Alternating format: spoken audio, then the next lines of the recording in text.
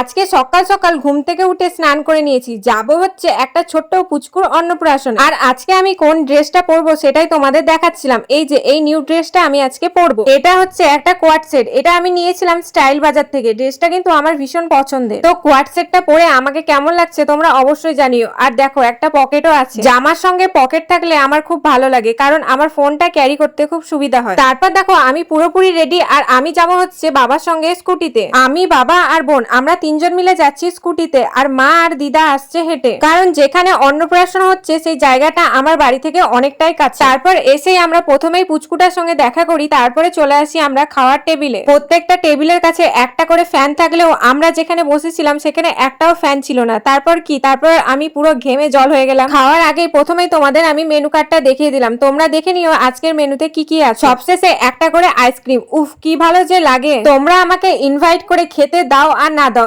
একটা আমাকে আইসক্রিম অবশ্যই দিও, কারণ আইসক্রিম না খেলে আমার মনে হয় না যে আমি কিছু খেয়েছি। খাওয়া দাওয়া কমপ্লিট করে এখন মা, বাবা আর আমি তিনজন মিলে যাচ্ছি পৌরসভা। আমার দিদার একটা ফর্ম ছিল, সেটাই 2 ঘন্টা ধরে লাইন দিয়ে জমা করার পর এখন যাচ্ছি বাড়ি। সবাইকে টাটা।